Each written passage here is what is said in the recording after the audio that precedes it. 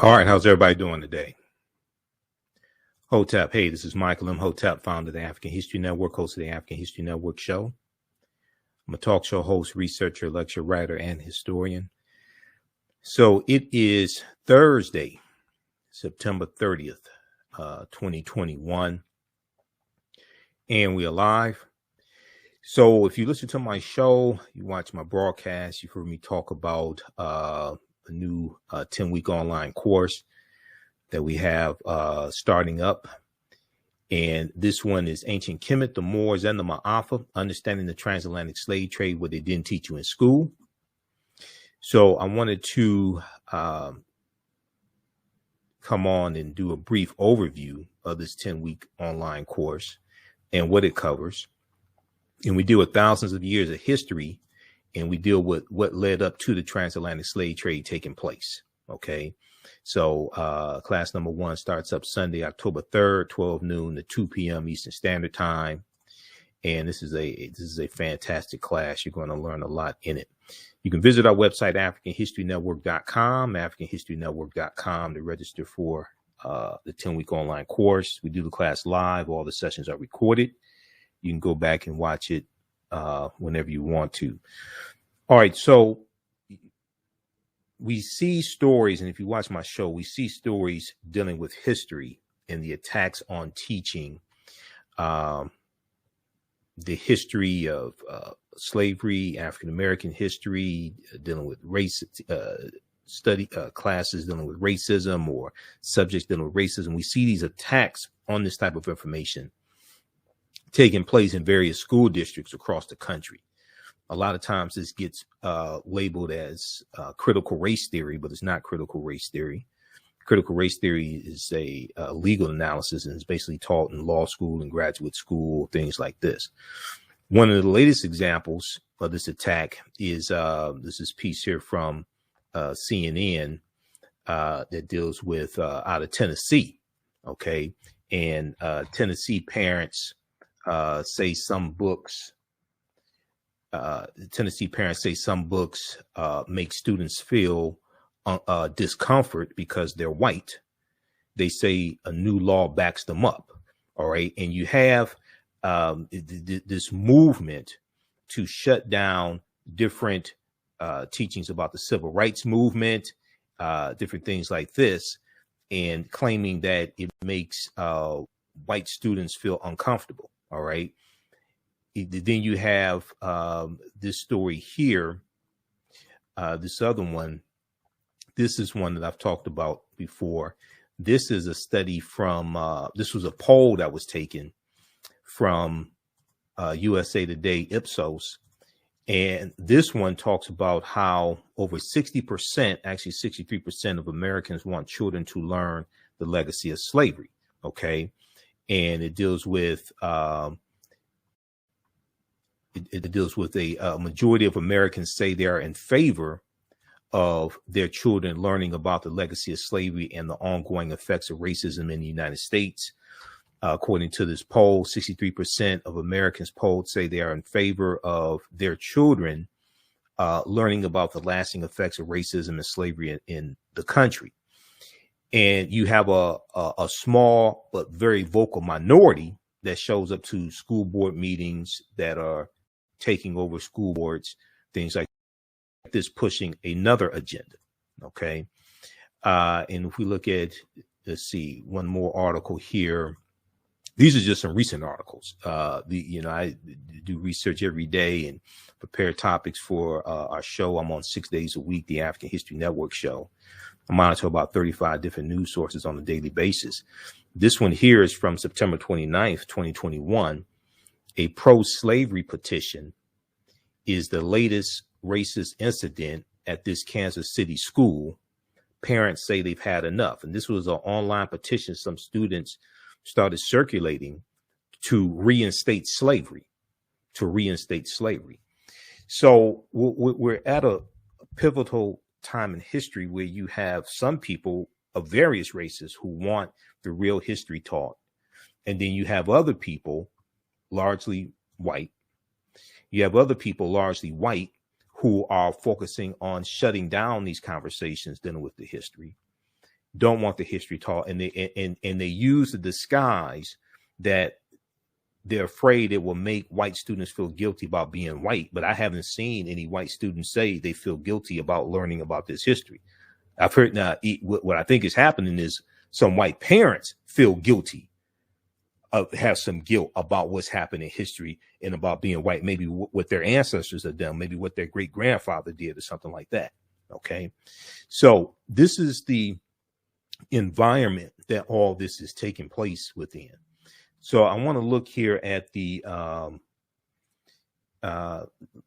let's look here at the PowerPoint presentation, because in the class I do a PowerPoint presentation. We have articles, book references, video clips, guest speakers. There's a ton of information here.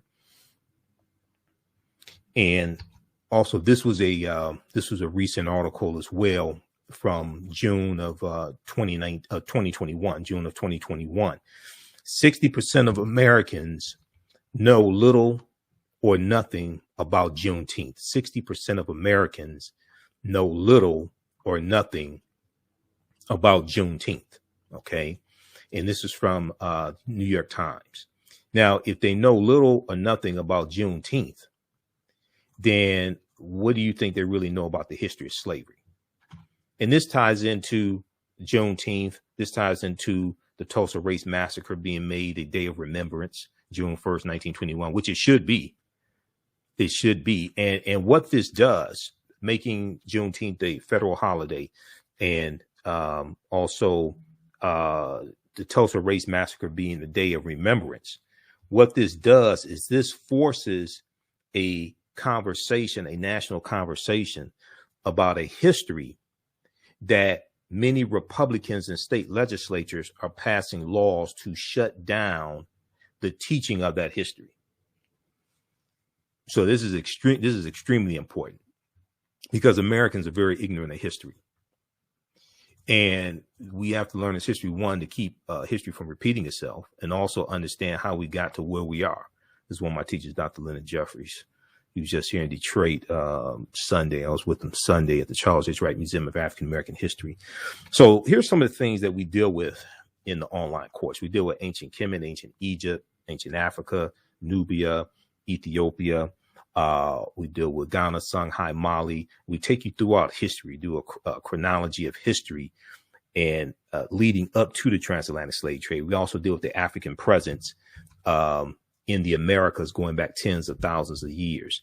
So a lot of people ask, who was Imhotep? I just got that question this past weekend. A lot of people ask the question, who was Imhotep? So Imhotep was one of the greatest people who ever lived in human history. The word Imhotep means he who comes in peace in the ancient Middle Netta language, the language of the ancient Egyptians or the ancient Kemites. The Greeks call it the hieroglyphics. He was a high priest. He was a physician, architect, mathematician, designer of the step pyramid for Pharaoh Zoser and the Subiti Zoser in the Third Dynasty. He was known as the world's first multi-genius. Okay. Now, here are some famous little statues of Imhotep as well. All right. And if you read the book by Dr. Malefi Ketiasante, there are a number of books that we use in the class. You don't have to buy any of these books to follow along in the class or anything like this, but the books that we use for reference. There's one from Dr. Malefi Ketiasante, this one right here, who's the chair of the Afro-American Studies Department at Temple University in Philadelphia. The Egyptian philosophers, ancient African voices from Imhotep to Akhenaten. The Egyptian philosophers, ancient African voices from Imhotep to Akhenaten. Okay, by Dr. Malefi Ketiasante. So this is before Aristotle, Plato, Socrates, all these Greek philosophers who were supposed to be so heavy. This deals with these African philosophers, Ptahhotep, Kunanub, Kagimni, Sanchi. This deals with these African philosophers. All right, so this is Imhotep, and this is not Imhotep. In the 2001 movie, The Mummy Returns, which was the sequel to The Mummy, the villain's name was Imhotep. Consequently, many of our children think that one of our greatest ancestors was evil and not of African descent. And this is one of the reasons why we have to be so careful of the type of information that our children take in through the media. Okay, this is why we have to be so careful of the type of information our children take in through the media, because they had this actor, Arnold Vosloo was his name, portraying Imhotep, who was a high priest. In the movie, he's a high priest, but he's also a villain. And they have this Eurasian-looking person portraying Imhotep, which then gives the impression that Imhotep was not African, which then buys into this whitewashing of the history of ancient Kemet, that the ancient Egyptians, the ancient Kemites, were Europeans, or, as some have pushed forth a notion, brown-skinned Caucasians, anything but African, anything but Black African. Okay, so and this is a picture of the step pyramid at Saqqara that Imhotep was the architect of for Pharaoh Zoser and the Subiti Zoser. So we deal with Asar, Aset, and Heru, who the Greeks called Osiris, Isis, and Horus. And we take you through our history. We look at these, some of the art, we look at some of the deities, all of this information. And this is the, they were known as the first Holy Trinity. Aset gives birth to the baby Heru on December 25th, Immaculate Conception, virgin birth. Aset was the wife of Asar, who the Greeks called Osiris, mother of Heru, the first Christ, or Christ, because Christ comes from the Greek word Christos, in Christ, and Christos means anointed, or it can mean anointed one, but that comes from the Medu Neter Ka-rest, Ka meaning spirit, rest meaning to rise, the rising of the spirit, the Ka-rest. And, you know, one of the things we do is we look at some of the origins of Christianity. We go throughout history, look at some of the origins of Christianity. We look at things like Christianity Before Christ by Dr. John G. Jackson. We look at the origins of Christmas, okay, which takes you right back to ancient Kemet as well, and takes you back to Rome and the festival of Saturnalia.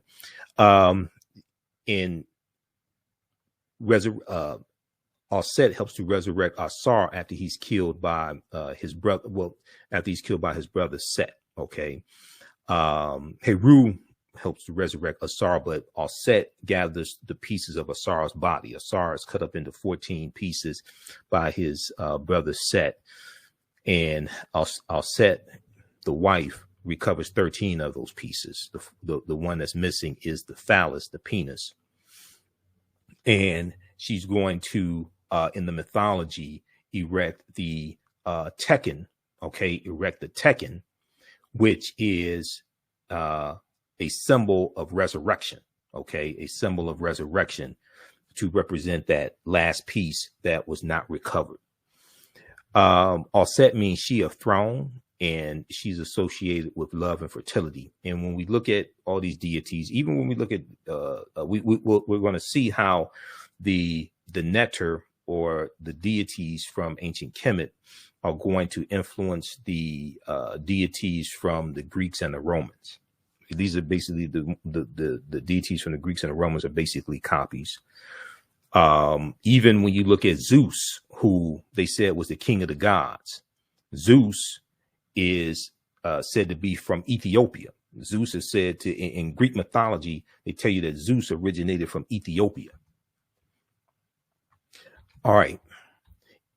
And then when we look at when we go throughout Europe, we're going to see the worship of the Black Madonna and Child, okay, and statues of the Black Madonna and Child. And they still have these statues in Europe, in Poland, in France, in Russia, Italy, Spain. They still have these statues today. And this was even before the Moors go in 711 AD. Even before that, these Europeans are worshiping the Black Madonna and Child. If we look at this book here, This is another book that I reference in the course, Black Star, The African Presence in Early Europe, by Runoko Rashidi. We know Runoko just passed away. Runoko was a friend of mine. I interviewed him a number of times. But this deals with the African presence of the Moors in the medieval times in Europe. But on page 90 and 91, especially page 90, just to give you an example, he has pictures of statues of Black Madonnas, the Black Madonna and Child in Europe. Okay. These Europeans were worshiping African. These Europeans were worshiping African people. You have it in Switzerland. You have it in Poland, Madrid, Spain, and Luxembourg, Luxembourg. Okay. And then this right here, this is the national flag of Sardinia. Okay. Which is an Italian island, the national flag of Sardinia. They have African Moors heads on their national flag because the Moors were in those areas, and it took a monumental effort to conquer them. And originally the headband, the bandana is originally going to be a blindfold to signify that they had been captured and they were prisoners. But because of, to be politically correct, and because of tourism and things like this, they changed the blindfold to a bandana. But that shows the presence of the Moors. That's just one of the numerous examples of the presence in the Moors. You can look at the coat of arms, you can look at the flags, things like this. Okay, and then we go from Auset, the wife of Asar, who gives birth to Heru. We go from that to the Black Madonna and Child, and then we go from the Black Madonna and Child to the decolorized version of the white Mary and Jesus. And as you have a rise in European powers coming out of the Dark Ages and the late 1400s going into the 1500s, as you have a rise of European powers, what's going to happen is you're going to have a rise in the dominance of European phenotypes. And you're going to have a lot of these historic or mythological figures, a lot of these figures from mythology or what have you. You're going to have a lot of these figures that are going to be reinterpreted as European. So Michelangelo paints the Sistine Chapel, and he uses his relatives as the models of Adam and Eve and of God, and depicts them as being Europeans. We talk about, some of the Neteru in ancient Kemet, and we're going to see these versions of these in amongst the Greeks and the Romans. But Ma'at, who was a winged deity with a feather in their headband. Ma'at was the personification of truth, justice, righteousness, balance, harmony, order, and reciprocity. We talk about the 42 laws of Ma'at, or and that which is a precursor to the 10 Commandments as well. So these are just a few of the things that we talk about. Now, this right here shows the theft of the culture. When I was in 1970s, I remember the Shazam and ISIS hour. They used to come on CBS. Used to come on CBS 11 a.m. Saturday morning. And it was a live action show. Shazam had a half-hour show. ISIS had a half-hour show. And with the superhero or the superheroine ISIS, they said that she got her powers from ancient Egypt. But they didn't say that ancient Egyptians were African people. And this was this white woman who got her powers from ancient Egypt. And they're taking symbols, the sun disk of Ra, in the horns of Het Heru, etc. And even at the beginning of the show, when they have when the opening of the show and the theme song, all this stuff, they talk about the names of deities of Neter from ancient Kemet.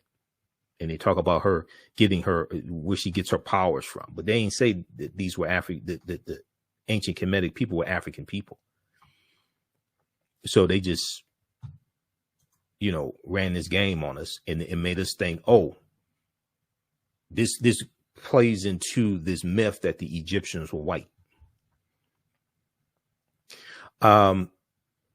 This is Dr. David Imhotep. He wrote the book, The First Americans Were Africans, Documented Evidence. He's a friend of mine. I've interviewed him, I think 14, 15 times, something like that. His book came out in 2011. His new book just came out this year, 2021, The First Americans Were Africans, revised. So I need to bring him back on the show. But his book deals with the African presence in the Americas dating back tens of thousands of years. And one of the things that we do is we look at archaeological discoveries, groundbreaking archaeological discoveries that are causing people to totally rethink everything and causing the scientists, the paleontologists to rethink everything. Page 14 of his book, The First Americans Were Africans, Documented Evidence. He talks about evidence of an African presence 51,700 years ago, found in a campsite in Allendale County, South Carolina, discovered by archaeologist Dr. Albert Goodyear. Okay, now this discovery was in 2004. 2004. I'm going to show you a picture of Dr. Albert Goodyear here in just a minute. All right, how's everybody doing? Do me a favor, share this broadcast on your social media platforms. Invite your friends to tune in. If you like this information, give us a thumbs up. Okay. Give us a thumbs up or a heart or a like, whatever it is. And then be sure to register for this 10-week online course. Class number 1 starts up Sunday, October 3rd, 2021. The class is regularly $130. It's on sale $80. We do the sessions live. All the sessions are recorded. You can go back and watch them anytime. There's bonus content that you'll get as well. And even after the 10-week course is over with, you can go back and watch the entire course. You have access to it. You can so next year, if you want to go watch the entire 10-week course again, you can do that. Not a problem. All right. So class is going to be 12 noon to 2 p.m. Eastern Standard Time. We do 10 consecutive Sundays. And we go through and look at thousands of years of history and what led up to the transatlantic slave trade taking place. And we go through and analyze the transatlantic slave trade. And then there's a second 10-week online course that I teach that focuses on history from 1865 with the end of the Civil War through 1968. Okay, that class is from the Civil War to the Civil Rights Movement and Black Power, 1865 to 1968. But if we look here at what they found at this campsite, they found 13 different types of evidence thoroughly documenting an African presence in this country from that dates back at least 51,700 years ago. They found artifacts, architecture, campsites, carvings, Egyptian writings, footprints in lava, genetic M174D haploid groups dealing with DNA and genetics. They found linguistics, paintings, skulls, skeletons, structures, and tools. They found 13 different types of evidence thoroughly documenting an African presence in this country going back at least 51,700 years ago. All right. So we're going to go through and look at a number of different archaeological discoveries, okay, that just are blowing everybody's minds. New discoveries are coming out every other week. And when you read about these, they tell you that it's causing everybody to rethink everything. It's causing the scientists and archaeologists and paleontologists, et cetera, it's causing them to rethink everything. And they keep having to push the timelines back. Okay. You remember Juvenile had the song Back That Thing Up, like 1999, 98, 99. When these new discoveries keep coming out, they keep having to back that thing up. They keep having to push the timelines back. This article is from November 18, 2004 from ScienceDaily.com. They talk about the discovery from Dr. Albert Goodyear. And the name of this article, is New Evidence Puts Man in North America 50,000 Years Ago. Now, you'll find when the other thing is really, really important. When these discoveries take place, and I go look at them in different news sources, all the news outlets carry them. Okay, all the news outlets carry these discoveries. But if they talk about it maybe on MSNBC, it may be for 30 seconds. But all the outlets, Washington Post, New York Times, National Geographic, USA Today, CNN, NBC, they all have stories about it. You can go research this. But this one right here says radiocarbon tests of carbonized plant remains. Now, this is a summary of the article. And this is not my summary. This is the summary from ScienceDaily.com, which is a scientific website. They have scientific discoveries there and archaeological discoveries, etc. It says radio tests of carbonized plant remains where artifacts were unearthed last May along the Savannah River in Allendale County by University of South Carolina archaeologist Dr. Albert Goodyear indicate that the sediments containing these artifacts are at least 50,000 years old. Meaning that humans inhabited North America long before the last ice age. Okay, now that's not me saying this. All right, now this was before Native Americans came into existence. This is before white people existed on the face of this earth. Okay, this was the Khoisan, who have the oldest DNA on the planet. They come from Southern Africa. They're the ancestors to the Ainu and the Twa. They went all around the world, and they were here. So one of the reasons why this information is so important is because we've been continually told that African people first came to this land conquered and shackled in chains, and first came here in 1619, or if you get somebody who knows more about history, they'll say, oh, okay, 1526, when the Spanish were taking Africans into the territory we call South Carolina. Okay, and then after a few weeks, there's going to be a revolt and they overthrow their oppressors because the Spanish was trying to set up a colony there in South Carolina. Now, this is 93 years before 1619 in Jamestown, Virginia. Okay, or if you have somebody that knows more than that, they'll say, well, Juan Garrido came into Florida with the Spanish conquistador Juan Ponce de Leon in 1513, which is true. That's true. Juan Garrido was born about 1480 in West Africa. That's true. He's probably the first person of African descent we know of by name that came to this land that we call the United States of America. Probably the first one we know of by name. This article here from June 4th, 2021, Africa's oldest ethnic group fights to keep ancestral land from Amazon reach. Okay. And this is about the Khoisan. All right. That's a Khoisan man there. Amazon's new African headquarters. See if we can zoom in on this. Amazon's new African headquarters will be built on land ancestrally owned by the people thought to be the longest existing ethnic group in the world, the Khoisan. Okay. Amazon is looking to build its new African headquarters in Cape Town, South Africa, in a project that will take between 3 and 5 years. However, the land on which the multi-billion-dollar corporation seeks to put its edifice belongs to the local Khoisan people, reputed to be the oldest existing people in the world. Since the project was announced a few years ago, Khoisan people, aided by conservationists, have appealed to have the project rejected because of the sensitive matter of Khoisan culture. What ensued was a clash of ideas to respect the traditions and identity of a people, or to give away to the ambitions of one of the most prosperous businesses ever founded. Okay, you can read the rest of this article here. Face-to-faceafrica.com has a lot of really, really good articles here.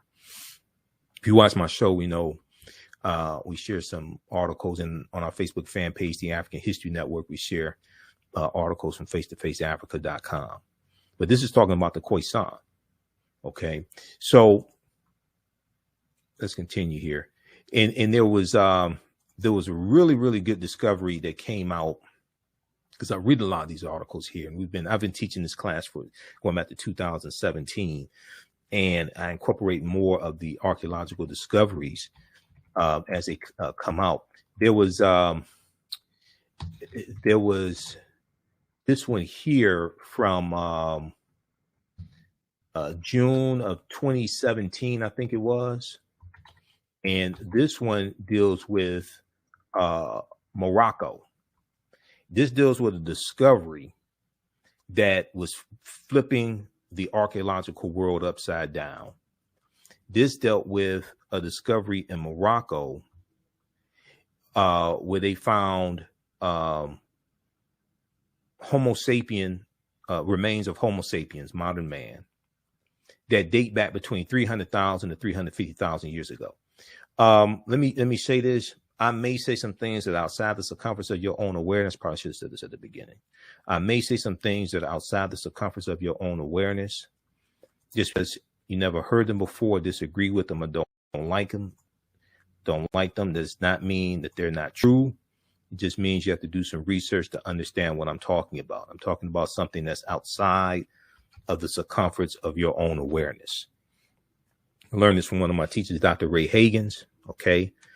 Just because you know everything that you know about what you know does not mean you know everything there is to know about what you know. There's still things to know that exist outside of the circumference of your own awareness. So if we look at, for instance, this, if we look at this one here from NBC News and Washington Post, New York Times, they all had stories on this one. This one blew people away. So if you think that the world is like only 6,000 years old, because Bishop James Ussher in 17th century Common Era AD said creation started 4004 BC. No. We're older than we thought.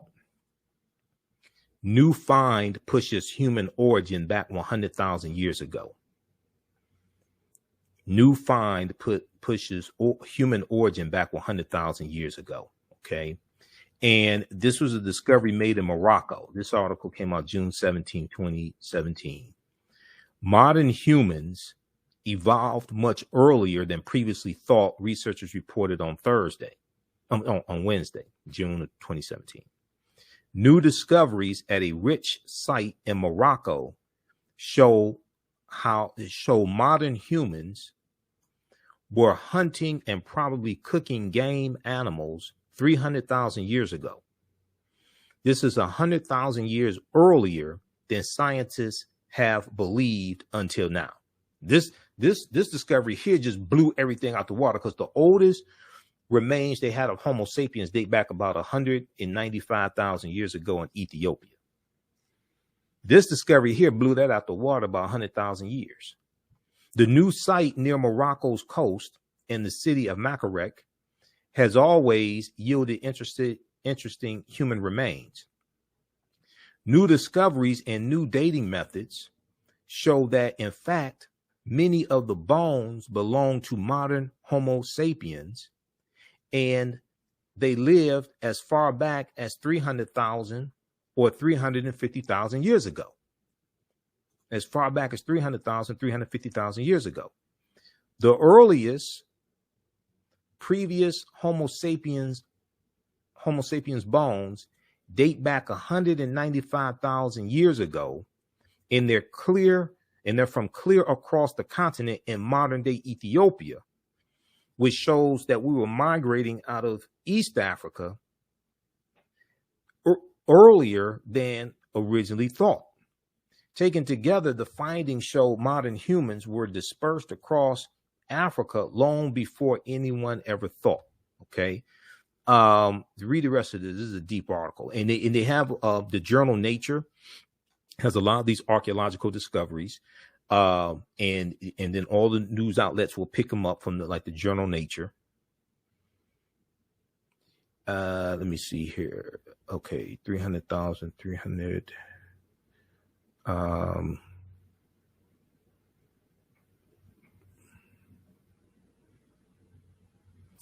This is the latest find that rewrites the history of early humans. Earlier this year, a team argued they have found evidence that either modern humans or pre-humans were in North America 150,000 years ago. That was a discovery in California dealing with the mastodon skeletons. And they're saying that these mastodon skeletons were broken by humans and that these skeletons date back 130,000 years ago. And if that's correct, that puts humans in the California area 130,000 years ago. That's the discovery that they're talking about. Rather than that area 130,000 years, or maybe even before then. That's the discovery they're talking about. And when this article came out, and the one dealing with humans being in possibly California at least 130,000 years ago, I sent those articles to Dr. David Imhotep. Because we know at least 130,000 years of our history has been stolen as well. I'm going to show you an archaeological discovery that deals with this. Okay, how's everybody doing? How you all like this type of information? Okay, let's keep going here. All right, so Dr. Albert Goodyear, this discovery here. Now, this is a discovery that Dr. David Imhotep was interviewed by WKRP in Cincinnati, Channel 5, back in 2011. And then also in his book, he talks about this discovery. This is from the New York Times, February 2010. The name of this article was on Crete, New Evidence of Very Ancient Mariners. This is from February 15th, 2010, New York Times. New evidence on Crete, new evidence of very ancient mariners. And Crete is a Greek island. Stone tools. What happened was they did excavations for 2 summers on the Greek island of Crete. They found stone tools that archaeologists say are at least 130,000 years old. Stone tools that archaeologists say are at least 130,000 years old, which is considered strong evidence for the earliest known seafaring in the Mediterranean and calls for rethinking the maritime capabilities of pre-human cultures. Now, Crete has been an island for more than 5 million years in the Mediterranean, meaning that the tool makers must have arrived by boat. So this seems to push the history of Mediterranean voyaging back more than 100,000 years. Specialists in Stone Age archaeology, say previous artifact discoveries has shown people reaching Cyprus and a few other Greek islands and possibly Sardinia no earlier than 10,000 to 12,000 years ago. So, but what they're saying is like, wait a second. If this, they're saying, wait a second, this pushes that timeline back, and Africans were sailing 130,000 years ago. This is why I say we know at least 130,000 years of our history has been stolen. This discovery here just caused them to have to rethink everything and push the timelines back. Now, this is another discovery here. This one was revealed in 2013. They had done the excavation and everything before then, but this was revealed 2013. This is about Tanis Heracleion. Tanis Heracleion was the lost city of Egypt that was swallowed into the sea. Okay, Tanis Heracleion. This is an article here from Yahoo News that they picked up from the Telegraph, which is a UK newspaper. The Telegraph reports that 150 feet beneath the surface of Egypt's Bay of Abu Qir, they found 64 ships, 16-foot tall statues, 700 anchors, countless gold coins, and smaller artifacts. Now, the archaeologist Frank Gadillo was the one who headed up this excavation. He estimates that Tanis Heracleion was built around 8th century BC. Now, this is some pictures of what they found. I have some video that they shot of them underwater, and they have these artifacts there. But these are some still pictures of some of the statues they found and what they were able to find, and what they brought to surface. Also, this is the legs of a statue that's broken off. That is from the horns. The horns and sun disk. It's probably offset, either that or Het Heru. Sun disk of Ra and the horns. When I talked about the Tekken a few minutes ago, so we see the Tekken in Egypt on the Potomac is a fantastic book that Tony Browder wrote. So we use that book in the class as well as Nile Valley Contributions to Civilization, which I have around here somewhere.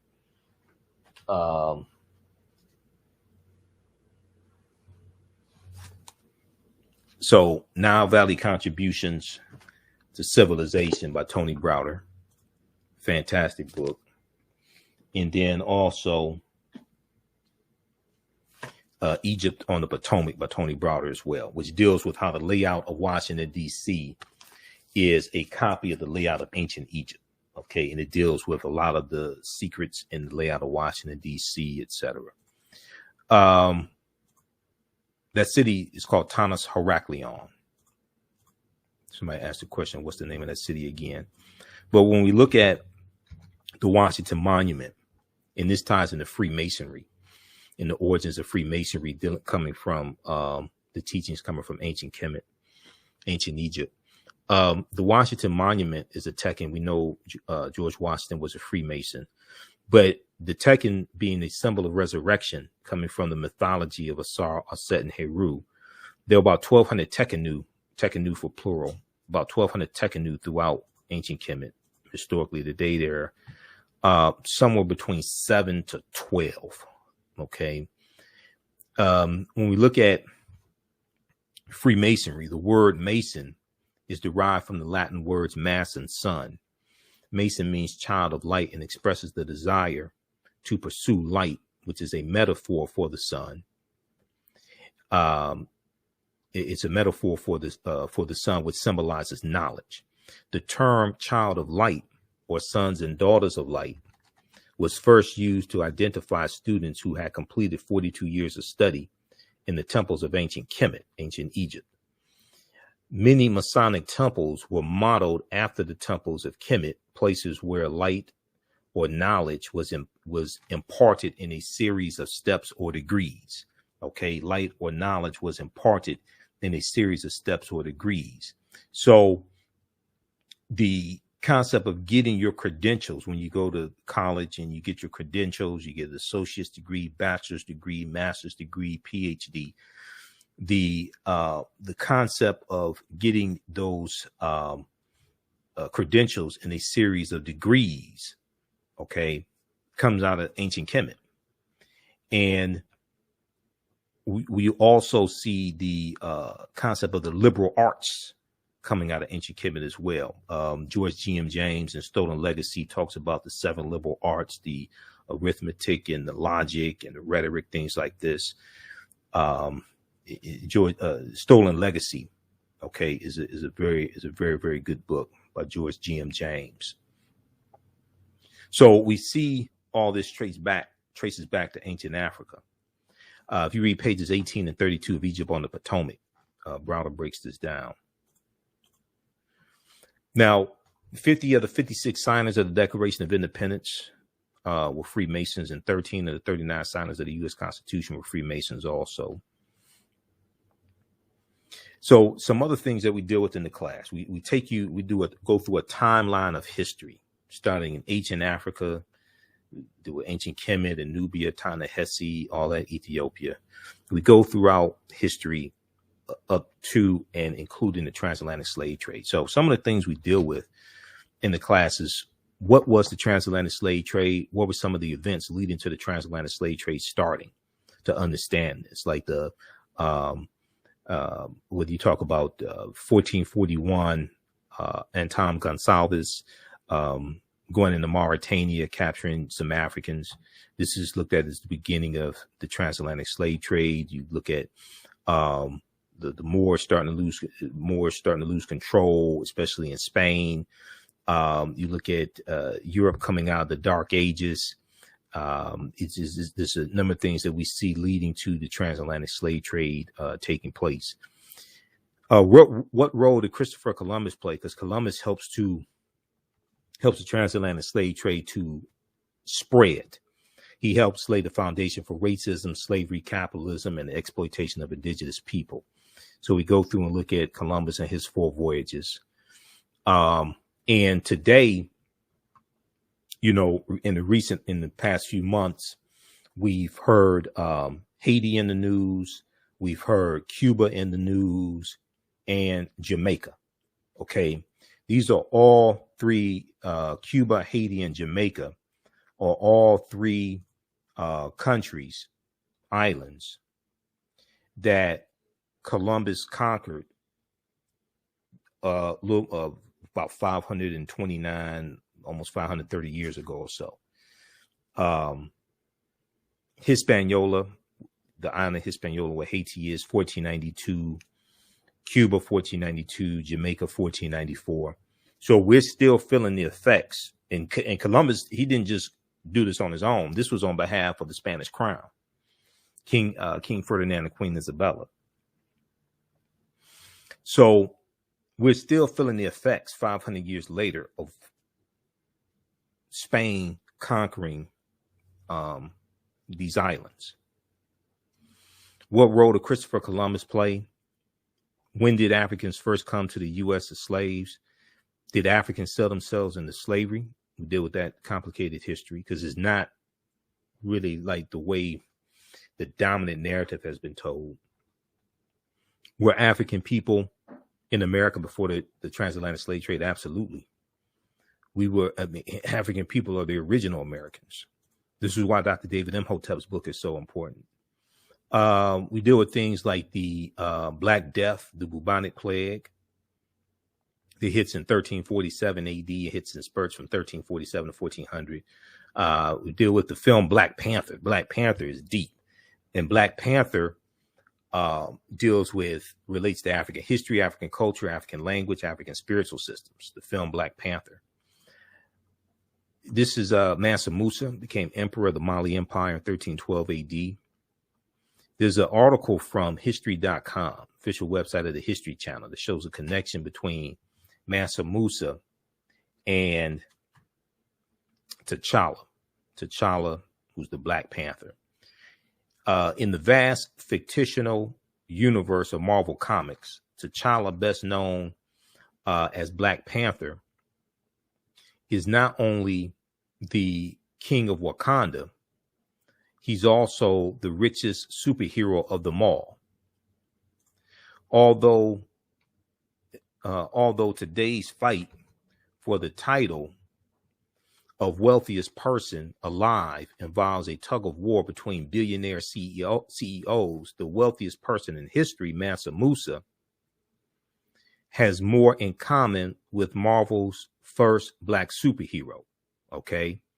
The wealthiest person in history, Mansa Musa, has more in common with Marvel's first Black superhero.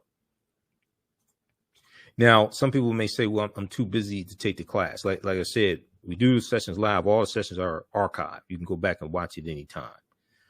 If you can go and watch the class next year, or if you have to watch the class at 2 in the morning or something like that, you can do this. You don't have to be present in the class. And it's not like a Zoom call. So we don't see like everybody on the screen. You see me, I can't see you. We have a live text chat in the class.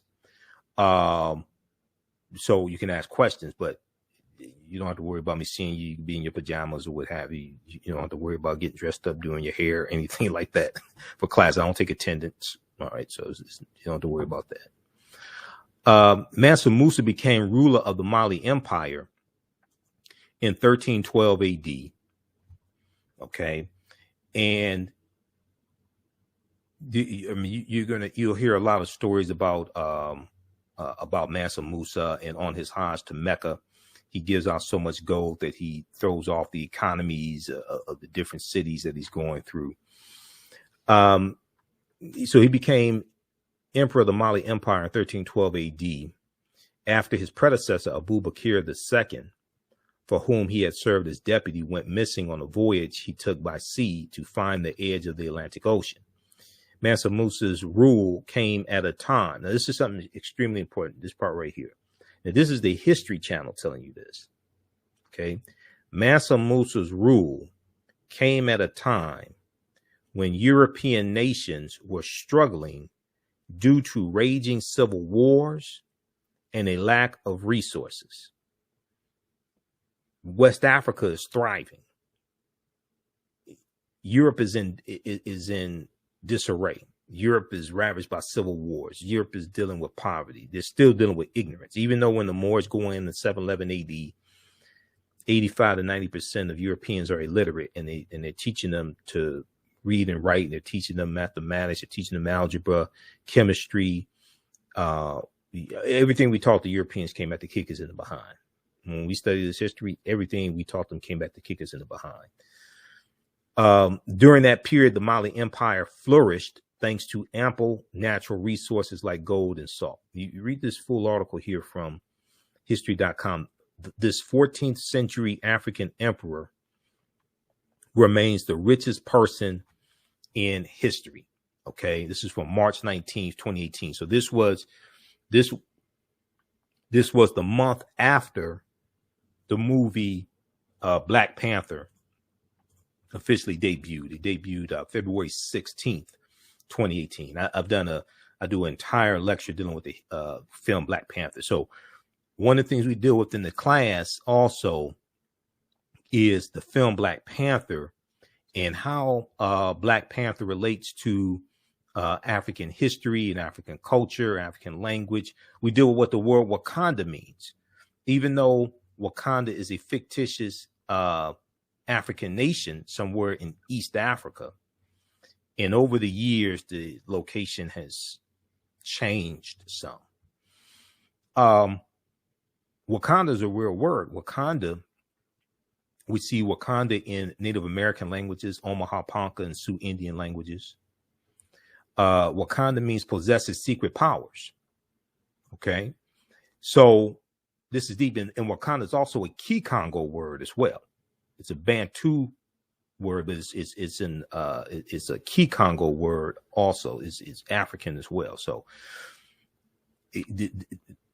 I did about 3 months of research on the film Black Panther, on the comic book, because I have a lecture that's about almost 3 hours dealing with the film and how it relates to African history, culture, spiritual systems, different aspect of it. And I read about 100 articles dealing with the film and the comic book. And the more I researched, the more questions I had. I read 2 books dealing with it because I had to, had watching the movie. So at the time the movie came out, I think I'd been studying history, maybe 26, 28 years, something like that. And doing lectures and doing the African History Network show. But I knew that I wasn't qualified to really talk about the movie. I had to do some deep research to understand what it was I was seeing. Okay. So I read, where is that? Two books that I read. This one right here, this deals with the 52-year history of the Black Panther comic book, because I had to study the Black Panther comic book and some storylines and characters, because we see that a lot of that represented in the film. So I had to read this book by Marvel, Black Panther, The Ultimate Guide. And the scene where T'Challa, right here, the scene where Killmonger throws T'Challa off the waterfall, that's straight out the comic book. That's from September 1973, Jungle Action Comics #6. And the waterfall is called Warrior Falls. Warrior Falls is where the ritual combat takes place historically to determine who's going to sit on the throne of Wakanda. That's called Warrior Falls. So in the beginning of the movie, when T'Challa is fighting against M'Baku of the Jabari tribe, and there are 18 different tribes that make up Wakanda. So Wakanda is a nation, but it's made up of 18 different tribes also. The Crocodile tribe, the Jabari tribe, and each tribe has their own deity as well. Okay, so we see Bastet.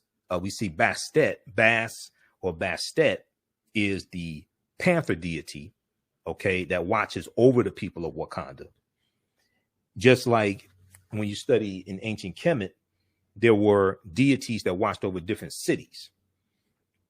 In Christianity, that becomes the patron saints. Patron saints are saints that are said to watch over different cities or different nations of people or different groups of people. So Saint Nicholas, who may have the children, Saint Nicholas, who the character of Santa Claus is based upon, was actually an African saint, 3rd, 4th century African saint.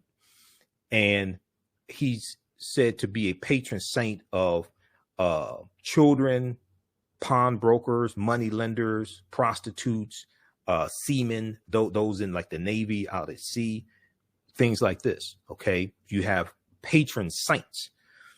In Christianity, the patron saints are going to replace the Neteru. Okay, so here's Bast or Bastet, who is a deity, a Neter in ancient Kemet. Ancient Egyptian goddess, worshipped in the form of a lioness and later a cat, goddess of warfare in Lower Kemet, Lower Egypt, worshipped as early as the 2nd dynasty, 2890 BCE, approximately, before the Common Era. So, I mean, the movie is so deep, but so in the class, we deal with how that movie relates to African history and culture, ancient Kemet, things like this. We talk about the Black Death. So if we go back here and look at some other things that we deal with in the class, the 800-year occupation of Europe by the Africans known as the Moors, and the Moors are taking the teachings from ancient Kemet, ancient Egypt into Europe. And these are going to be teachings that bring Europe out of the Dark Ages. We look at shocking archaeological discoveries that are causing experts to rethink everything, the role insurance companies played, and how insurance companies took out insurance policies on slave ships and enslaved Africans on plantations, Freemasonry in America, the origins of the term America and Africa, and more. The Black Death, bubonic plague, 1347. Hits and spurts from 1347 to 1400. One of the worst plagues in history arrived at Europe's shores in 1347, Common Era AD. 5 years later, some 25 to 50 million people were dead.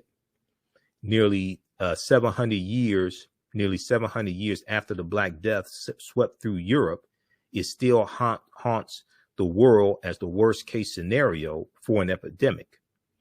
Called the Great Mortality, as it caused its devastation, the second great pandemic of the bubonic plague became known as the Black Death in the late 17th century.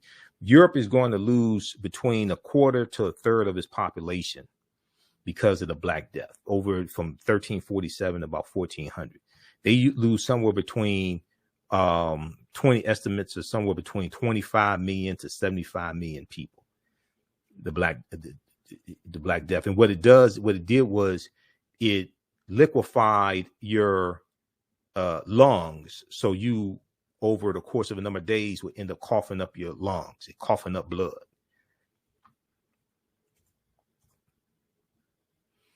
Okay, so now Bantu. Okay.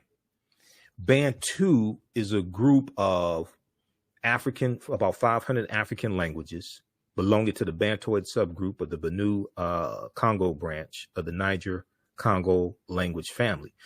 The Bantu languages are spoken in a very large area, including most of Africa, from southern Cameroon eastward to Kenya and southward to the southernmost tip of the continent of Africa, including South Africa. 12 Bantu languages are spoken by more than 5 million people, including Rundi, Rwanda, Shona, Kosa or Isikosa, and Zulu or Amazulu. Swahili or Kiswahili, which is spoken by 5 million people as a mother tongue and some 30 million as a second language, is a Bantu lingua franca important in both commerce and literature. So the word Kwanzaa is a Kiswahili word. Kiswahili is a Bantu language. The language spoken in the film Black Panther is called Isikosa. Isikosa is a Bantu language as well. That's a real African language that they spoke in the film Black Panther. So we'll do what is Wakanda and all this and how this all relates to African history as well. So you talk about Christopher Columbus, where Columbus went on his 4 voyages. Columbus never came to the land that we call the United States of America. The closest he came here was Cuba, which is 90 miles away. Columbus never came to the land that we call the United States of America. Okay, which is something very, very important to note. And I still hear people say when Columbus came here, and different things like this. No, Columbus never came to this land. His first voyage, August 3rd, 1492. He set sail on the Nina, the Pinta, and the Santa Maria. He goes into the Bahamas. He goes into Cuba, Hispaniola.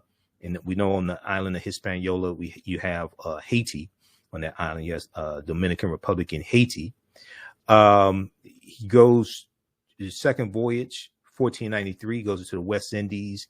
He goes in Puerto Rico, Jamaica, 1494. Third voyage, May 1498, goes into Trinidad and Venezuelan mainland.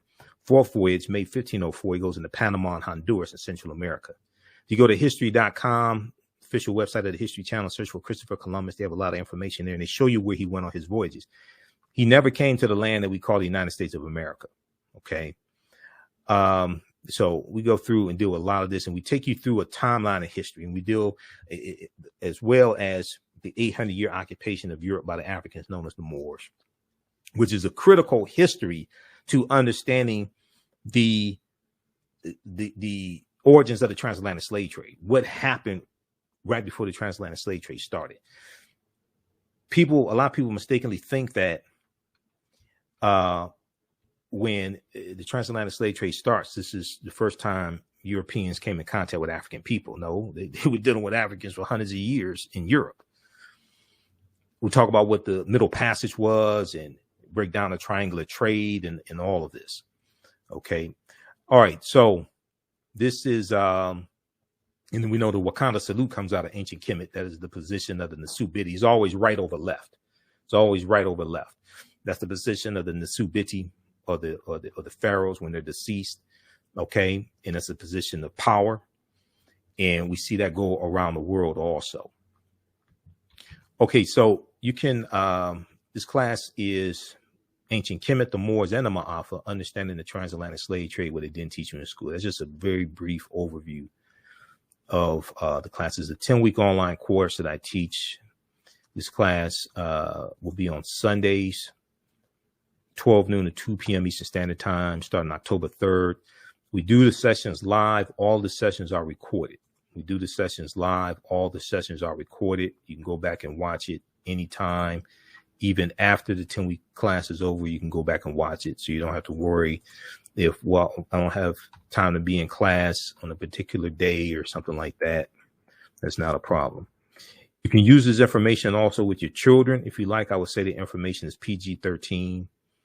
I don't do a lot of cursing. It's not overly graphic. It's, it's not crazy. So you can use this with your children as well.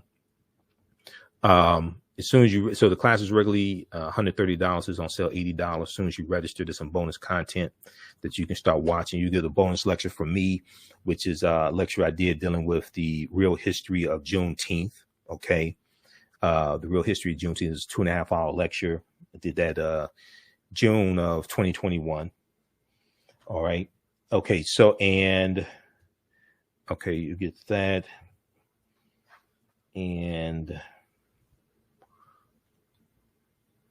Okay. Oh, the other class that I teach is the second class is from the Civil War to the Civil Rights Movement and Black Power, 1865 to 1968. This class picks up basically where understanding the transatlantic slave trade leaves off. Okay.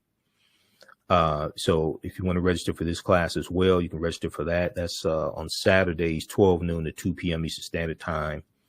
And so, as soon as you register, you can watch the class we just did this past weekend of from the Civil War to the Civil Rights Movement and Black Power, 1865 to 1968. That's a fantastic class as well. Each class we go through and analyze approximately a 10-year period of history to see what happened after slavery ends. And we deal with some of the history leading up to the Civil War as well. All right. So register for those classes, and we'll see you in class. And also be sure to listen to my show and watch my show, the African History Network show. We're on Monday through Friday, 11 p.m. to midnight Eastern Standard Time, and Sundays, 9 p.m. to 11 p.m. Eastern Standard Time. We broadcast on 9:10 a.m. the Superstation WFDF here in Detroit. But you can also listen on the iHeartRadio app. Download the iHeartRadio app, search for 9:10 a.m. Superstation. You can listen live there. And then the audio podcast on my shows are on iHeartRadio as well. iHeartRadio, iTunes, CastBox, Stitcher. Just search for the African History Network show. But we broadcast the show live as well on Facebook and YouTube, the African History Network on Facebook, and Michael Imhotep on YouTube. Okay. Lastly, if you want to support the African History Network beyond the classes, you can support us through Cash App, $ the AHN show through Cash App, and also through PayPal, paypal.me/the AHN show. So let's keep doing the research, stay on the air, keep broadcasting. This is our official Cash App account, $ the AHN show, SHOW. And when you go to it, it'll show my name. It'll say Michael and show my picture there. These other ones here are fake African History Network Cash App accounts. So that is not me. Okay. These other ones here are fake African History Network Cash App accounts. All right. So look, we have to get out of here. Thanks for joining us. Give us a thumbs up if you like this broadcast, if you like this information. Hopefully we'll see you in class. Remember, at the African History Network, we focus on educating, empowering, and inspiring people of African descent throughout the diaspora and around the world. Because right now, it's correct wrong behavior is not over till we win. Wakanda forever. And we'll talk